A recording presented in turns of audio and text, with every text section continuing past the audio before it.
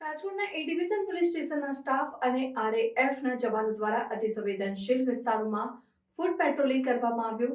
ફૂટ પેટ્રોલિંગમાં 50થી વધુ આરએએફના જવાનો સામેલ થયા, જે રામનાથપરા, ભવાનીનગર, કાંચીવાડ, સોરઠિયા પ્લોટ અને અન્ય વિસ્તારોમાં ફૂટ પેટ્રોલિંગ કરી રહ્યા છે। ફૂટ પેટ્રોલિંગનો મુખ્ય ઉદ્દેશ્ય કોઈ અનિચ્છનીય બનાવ ટાળવા અને જાહેર વ્યવસ્થા જાળવવા છે। આ કામગીરી દ્વારા પોલીસ અને આરએએફના જવાનો સ્થાનિક સમુદાય સાથે સંકલન વધારી રહ્યા છે અને સુરક્ષા સુનિશ્ચિત કરી રહ્યા છે। વિસ્તારની ભૌગોલિક પરિસ્થિતિને ધ્યાનમાં રાખીને ફૂટ પેટ્રોલિંગ દ્વારા પોલીસ સ્ટાફને સ્થાનિક પરિસ્થિતિઓ વિશે વધુ જાણકારી મળી રહી છે, જે ભવિષ્યમાં વધુ અસરકારક સુરક્ષા વ્યવસ્થા માટે મદદરૂપ થશે।